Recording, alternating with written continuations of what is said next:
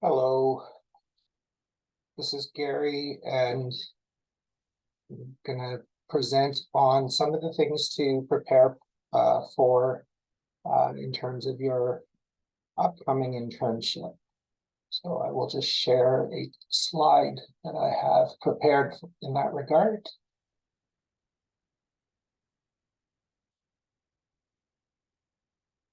Open up the Google Slides. So the agenda for today, let's start the slideshow. Where it's just this is a short video, maybe 10 minutes, just to kind of give you a bit of an idea of what to do in preparation for your internship. So typically it's something you may do before your official start date. However, if not able to, you could spend this first few days of your internship to prepare. So just part of the internship is just being aware of the agency's vision and mission. You know, we are trying to reduce suffering. We do that through supporting communities through accessible counseling. And when we say underserved, that pretty much references everyone. You know, every community, every population, every subset of a population, there are, you know, just needs that are going unmet. Just the needs outstrip resources. And so we as an agency are very well positioned to support communities in terms of counseling and support. And yet we also, you know, recognize that there's a lot of need and we can't always necessarily carry the weight of everything our clients are going through on our shoulders. So we try to do everything we can to support them, and yet recognize that there's other things that clients need that we cannot do. So we try to connect and link them to additional resources where appropriate. But again, I think we are making a huge impact in terms of supporting communities who are struggling with mental health, substance use, intimate partner violence, just stressors, anger, so many different presenting issues. So what to expect when you start your internship? You may have clients that want in-person service. If you are local, then you may want to do some in-person service. That is a choice that you can make. Obviously, if you're not local, you're not near the lower mainland of BC, you're not close to our offices in Surrey, BC, then that wouldn't be an option. We are trying to balance needs and trying to be as client-centered as possible while recognizing the reality that in-person services have costs. There's of course rental costs, there's maintenance costs, there's the cost of you know, driving or busing or whatever transportation to the office. And so typically we've at this point, certainly post-COVID, been providing primarily online and some phone service and looking at it case by case for in-person. But typically if somebody wants in-person, they would have to pay. You may get clients that ask that even though they chose the option for online with an intern. They may say, well, no, I want in-person. So you can direct that to me, but typically, again, there are minimum fees. We have affiliate private therapists that keep the fees directly. Clients pay them directly. And that is typically, if somebody wants in person, that's we're referring them to that private therapist. And again, there's fees, so clients will have to decide if they want to proceed or if they would stick with the online service, or ultimately they may want to look elsewhere.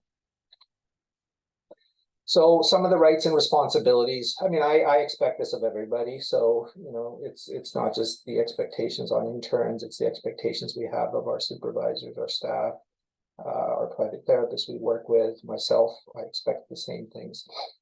But you are representing the agency when you're on your internship. And so we absolutely want to ensure that you are showing up on time. You know, we've had situations where somebody forgot or maybe wrote down the wrong information. Own it, you know, if it happens, and if it were to happen more than once, then there's a concern. So do your best, of course, to be professional. These are clients that are often very vulnerable and have had some really difficult experiences. And so we don't want to add to that by not showing up or showing up late. Stay within the time limits. We have clients that have been holding on to things for a very long time, and they may share a lot, but we allot 1 hour, or 50 minutes basically, and a few minutes to wrap up for sessions, and so you stay within that time. And if you go over, it does happen. You just let the client know that, okay, listen, this time I had a bit of time, or last time I had a bit of time. So we went a bit over, but today I have another appointment right afterwards, so we'll have to stay within this time. I mean, this used to be incredibly important when we were on site and we had rooms being booked. And so if somebody was going later, it was affecting the other therapist and their client, and that's not okay. But again, we want to model behaviors as well, and clients, advising clients that it's a 50-55 minute appointment and staying within that.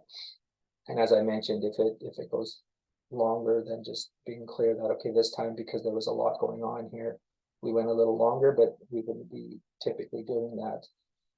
And then you could talk to me, if clients are, you think, needing longer, but I tend to not want to proceed in that way, because I think we also want clients to be focused, and the longer you go, sometimes the more drift there can be. And so I think generally the 50-55 is absolutely appropriate and the standard.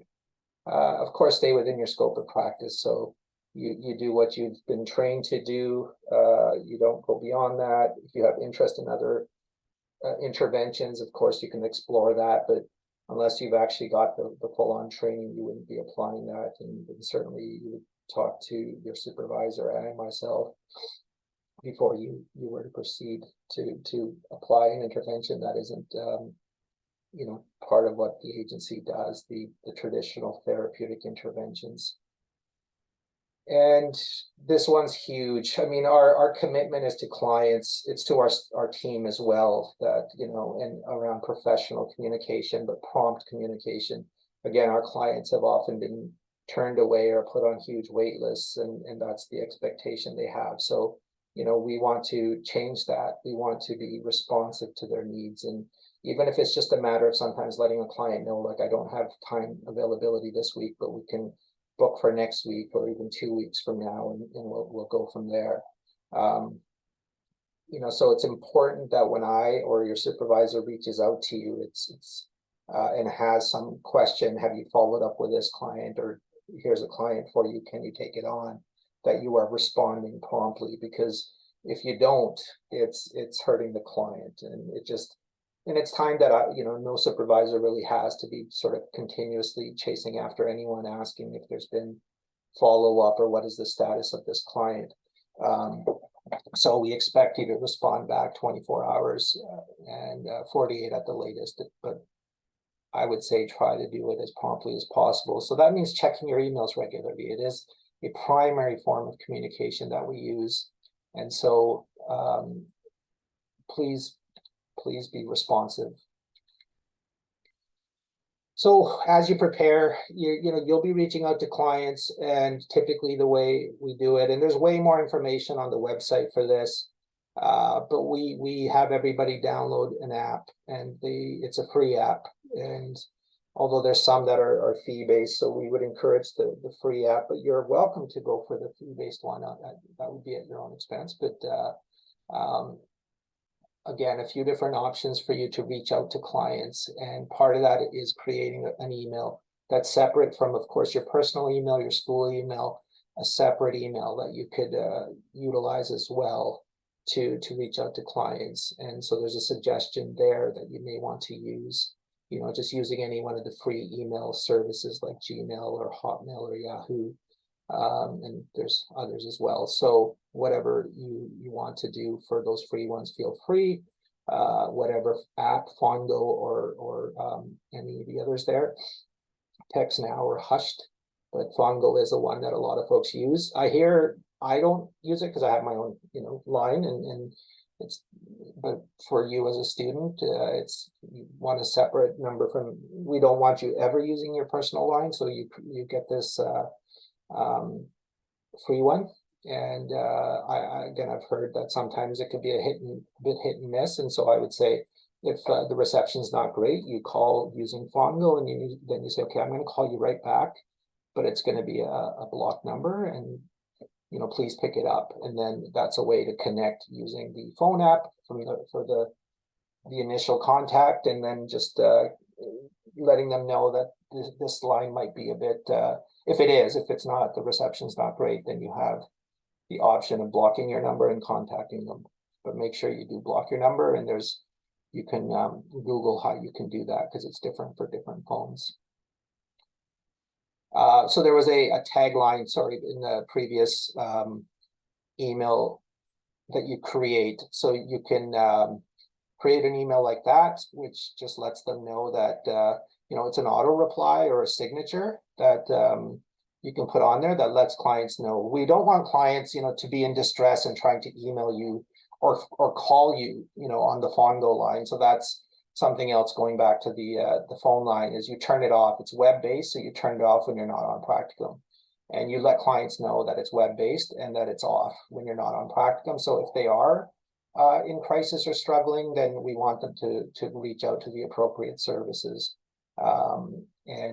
Otherwise, if they do call, they're going to be leaving a message that you may not receive for several days until you're back on Practicum. So again, if they're any kind of distress they're in, then we want them to reach out to the right resources. And again, with email, same thing. We don't want clients talking about what's they're going on for them and their struggles, and if they've got into an argument with their partner or whatever. These are things we want them to discuss in the session, and then do what they need to in that moment to address it in a hopefully a healthy, constructive way. And then again, share what happened and discuss it, even if it didn't go well, that they can talk about it in the next session. But it's not like for them to, you don't want them to email you with all this, sentences or paragraphs of everything that's going on. So it's there just as a sort of a reminder as a subject line under your name.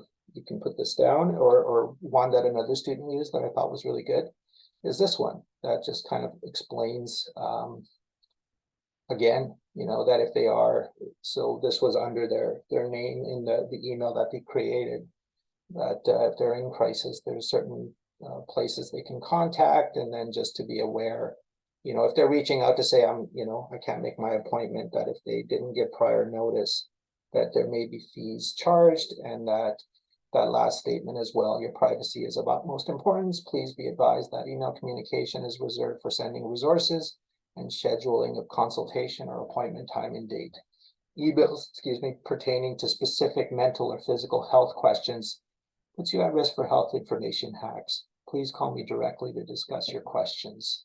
So I like that, but even that last sentence, I might leave that off, right? Just because I'd rather them save those questions typically until their next session. And if there's more of an imminent concern, then that they're reaching out to other resources for that.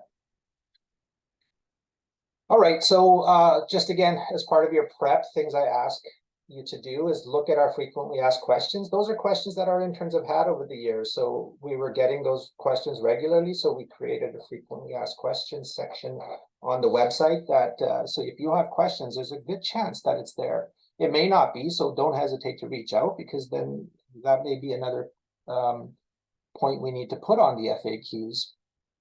We ask that you attend the OWL Q&A. OWL is a great program, but it's a bit of a learning curve, absolutely. And so if you have some questions or uncertain, that's very normal. So there is the Q&A, and the information is on the website when that is. You can also join the WhatsApp group. That's been another great way of connecting with peers and asking questions, and having peers reply if they've got some feedback or comments to make to your question. There's an intern availability form. You will see that in the emails I send out, the update emails. And so search through that. And if you haven't seen it lately, then it's just a matter of time before I'll send it again. I send it regularly. And it allows me to see, when you are starting, when you're potentially wrapping up, any other languages that you speak, what are some of your areas of interest, what are some areas you're not quite interested in and don't want to, work with certain populations. All of that will help me to, when it comes to assigning of clients. Again, you're going to see this a few times, I think, reply to emails in a timely fashion. I know you're busy. I know you're juggling many things, as we all are, but it's not, it's not just that I need things answered because that's just some need I have. It's because it's related almost always to something to do with clients. And again, our reputation is really built, our positive reputation, I'd like to think, is built on being responsive to the needs of communities, recognizing that when someone reaches out, that typically they've been struggling for a while before they do. Not always, but often. And so we want to be that bright light in, where otherwise a client may be really feeling a lot of darkness in their lives. And so just knowing, that they're getting connected to and that someone's reaching out to them can be incredibly empowering. And so if I don't know if someone's reached out, I don't know what's happening in the status of a particular client, then that's a concern. So respond, please, as timely as you can. 24 hours, within 24 hours, 48 more on the latest when it comes to anything related to client assignments. And to me, email is an easy way to communicate, and it's generally it works well. So just please stay on top of your emails. And I send a weekly update email, and that's where I often will ask if people want clients. It's where I share, maybe any workshops coming up, any training opportunities, any community events, any resources that I've come across that I think might benefit you in the work you do with clients. And so when I do send that email, if you ask, you respond to that email, please specifically just reply back to that one, because it stays under one email thread and I can then see who's looking for clients, other than sending me a separate one, because it just becomes a bit unwieldy with lots of folks sending me emails that way. So please respond to the update email. And if I don't hear from you, then I assume you are good with clients. But please, the reality is, anybody that's worked in this field knows that clients often don't show up, or they don't follow up, or they forget. And so just keep track of your hours, but be aware and try to work in the fact that, just because you had 5 clients assigned to you doesn't necessarily mean all 5 are going to respond in a timely fashion and set up appointments. So, you're keeping track of your own numbers in many ways, but just be aware that just because you have many clients on your list doesn't mean they're all showing up. You're going to start to discover that as time goes on.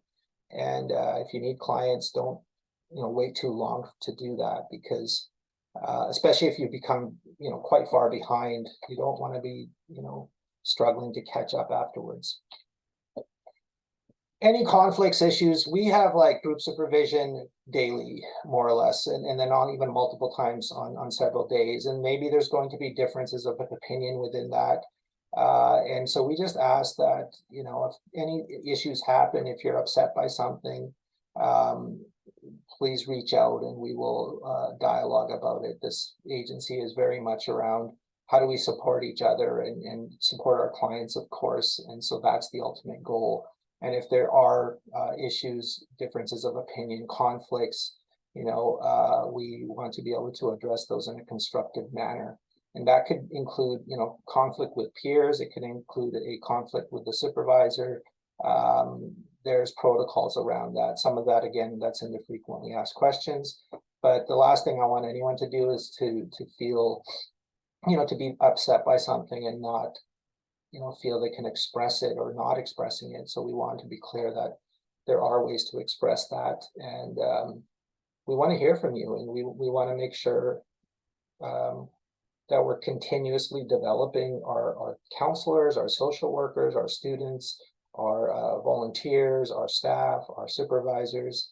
But ultimately it's what's in the best interest of the clients we support, and and as well as the counselors and therapists we support as well.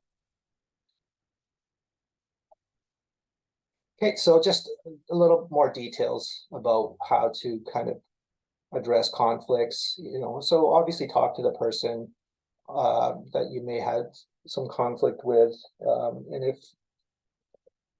it doesn't quite get resolved, then talk to your supervisor, talk to me. We have an intern representative, and that information will be shared in email. It's also later in this slide, or a future slide anyway.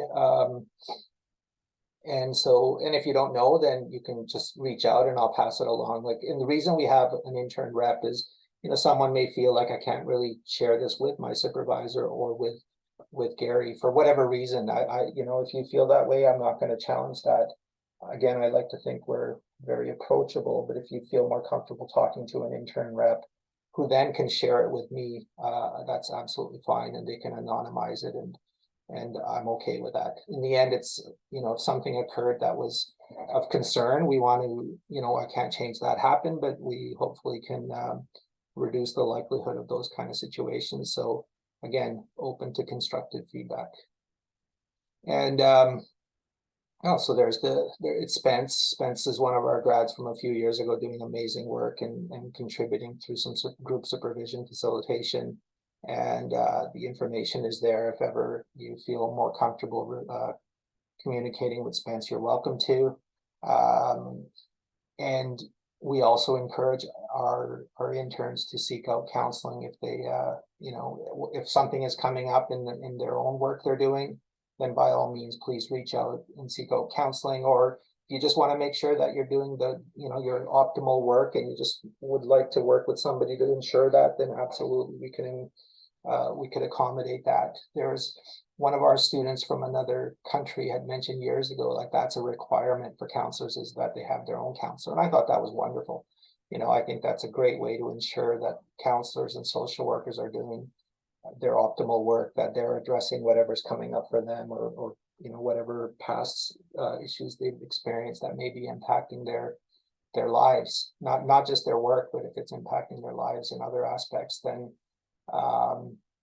we want to support you. So don't hesitate to reach out. And our commitment is, if you're seeing another intern for free, then it's still done through OWL, and we as supervisors would not review that. It's there because we of course still need to keep records, but the supervisors would not review it. So it is absolutely confidential, and so we don't want anyone to hesitate to reach out if they feel they could benefit from that service. And then join the groups. Group supervision, it's a great way to stay connected, but also the group programs we have, the different groups for clients. And so you're welcome to join as a participant, or of course you can co-facilitate as well, but you can join those groups. And as I mentioned, even the group supervision, just a great way to debrief and find a community of others who are having similar experiences to you as interns as well, facilitated by a more experienced therapist, a registered therapist or social worker who, is there to just kind of support and guide the process. But a great way to kind of stay connected, and so you don't feel like you're just kind of isolated doing your own thing, without having supports. There's lots of supports, I'd like to think, and we're always open to doing more. And so I've repeating this, but it's really important. There's a lot of information that we learn about, and I want to share it with you. And so I try not to inundate people with emails. And so that one primary email is the update email. It'll say update, and it'll be the date of that week in the subject line. And so a lot of information. Again, it's the invitation to take on clients if you're ready. Otherwise, it's just other information, resources, workshops, information pertinent to the work you do.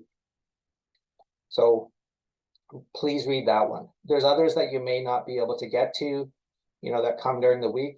That's okay, right? Please do get to that eventually, because again, I'm sharing things that I think are useful to you. but again, the one that I want you to prioritize is the update email. And even again, you can create separate folders, right? I have folders that say, important, less important, and then kind of different categories for different topics. But whatever works for you to manage. Again, I know you've got a lot going on, so anyways you can figure out something that works for you to make it a little more manageable, by all means, please do that. Okay, so that's it for the pre-internship prep work. And the next video will be, what to expect in, when you start your internship. So that'll be the next video, but thanks for watching this one.